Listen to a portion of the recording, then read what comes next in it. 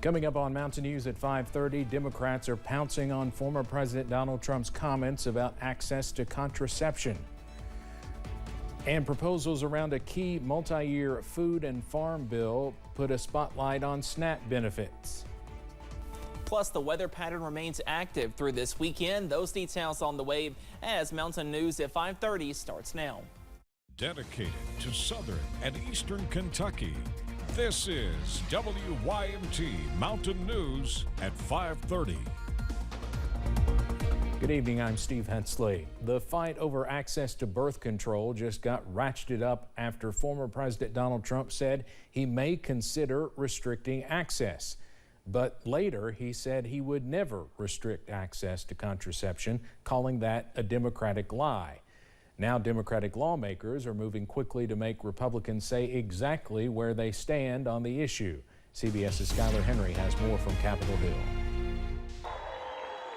Former President Donald Trump opened up a big debate on people's rights to contraception during an exclusive interview with CBS News Pittsburgh reporter John Delano. Do you support any restrictions on a person's right to contraception? Well, we're looking at that, and I'm going to have a policy on that very shortly, and I think it's something that you'll find interesting. Democrats were quick to respond, with Vice President Kamala Harris tweeting, "Contraception is health care, and every person in America should have the freedom to access the health care they need." Trump walked back his comments, posting, "I do not support a ban on birth control, and neither will the Republican Party." It sounds like they clarified what he meant by that, but that's obviously not a position that's held by me or, I would argue, most Republicans. Democrats who see contraception and abortion as winning issues with voters say they will fast-track a bill guaranteeing the right to access contraception, forcing Republicans to go on record with where they stand. I can't imagine Republicans are going to vote against the right of American families to decide how many children they want. Republicans call this a political stunt.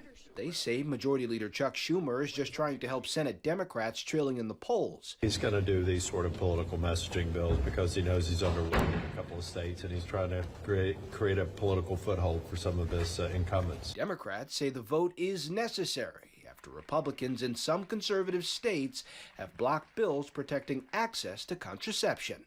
Skylar Henry, CBS News, Capitol Hill. The Senate vote on the Right to Contraception Act is scheduled to take place in early June. House Democrats passed a similar contraception bill in 2022. 8 Republicans at the time voted to support the bill, with 194 voting against it. In another political story breaking this afternoon, former presidential candidate Nikki Haley says she will be voting for Donald Trump.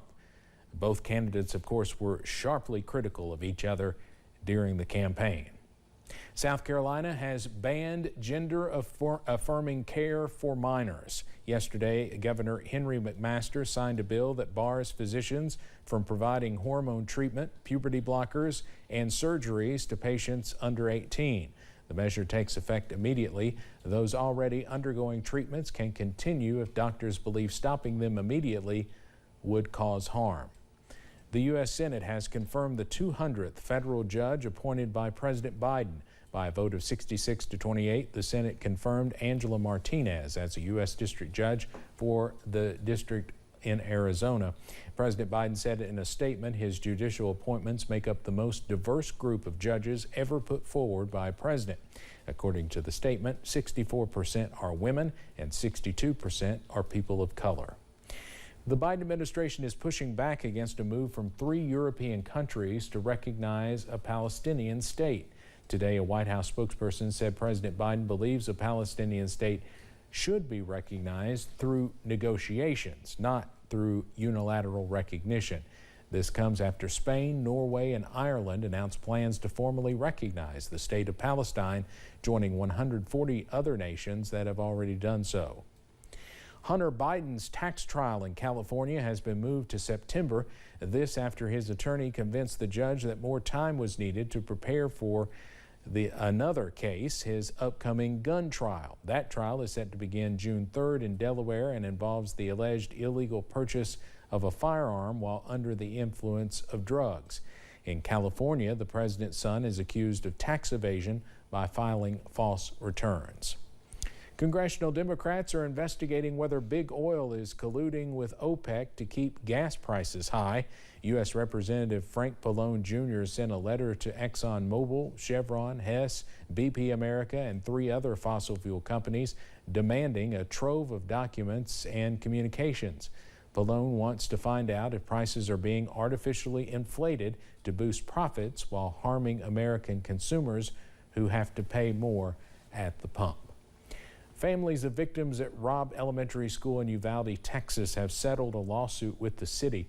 19 families of students and teachers killed in that mass shooting 2 years ago will receive a total of $2 million. The city is paying the settlement from its insurance coverage.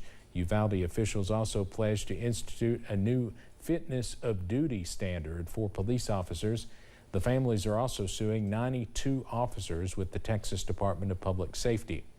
The police chief of the Uvalde School District in Texas has officially submitted his resignation.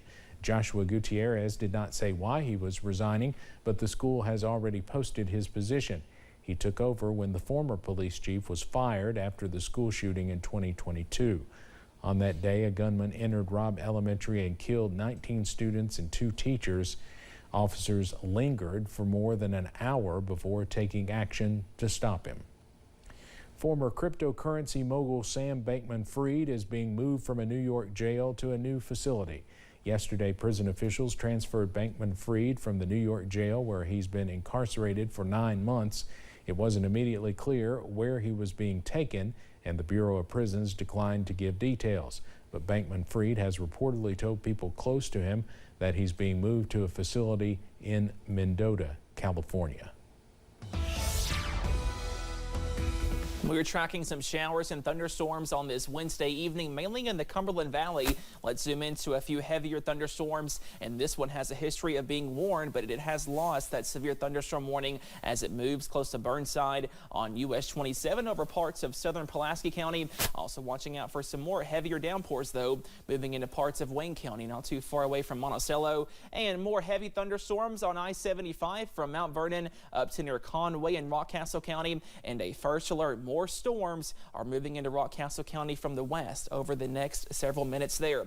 Notice as we zoom out, tracking some more severe thunderstorms over northern Tennessee, also some more storms in western Kentucky, and this is pushing off to the north and east, so a first alert for our friends in the Cumberland Valley. More storms are looming as we go into this evening. Possibly some gusty winds, heavy rain, lots of lightning, so be sure to be indoors as this pushes through over the next couple of hours. You can see where the rain has fallen, down to 68 for Somerset, also in Wayne County, up to 80 though in Pikeville, and 84 over in Floyd County, so much warmer close to the Kentucky and West Virginia border. More hit or miss showers and storms are possible into this evening. Not going to be a widespread issue, but a few strong storms cannot be ruled out. And those temperatures back in the middle to lower 70s. Most of us wake up in the 60s to walk out the door on Thursday. More showers tomorrow, possibly another strong storm threat later this weekend. All those details with this busy forecast coming up in just a few minutes. Steve?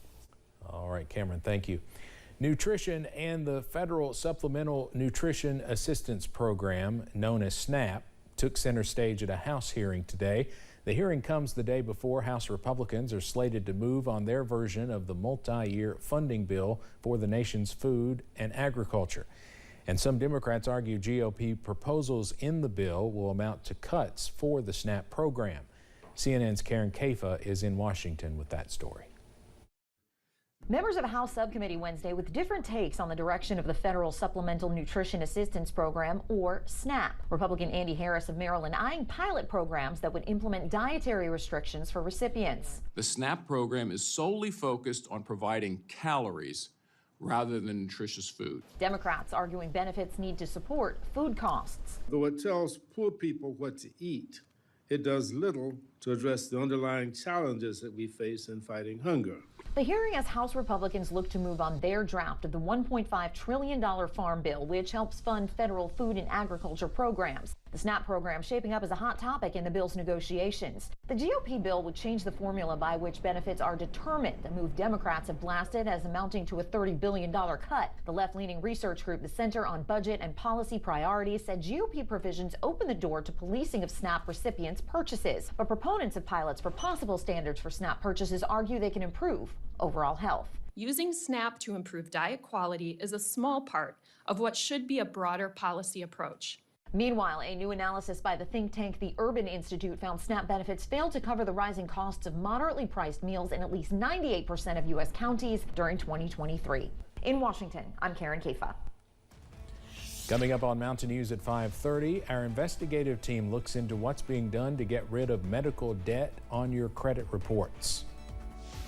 Plus, rain and storm chances continue into this holiday weekend. Your first alert forecast coming up.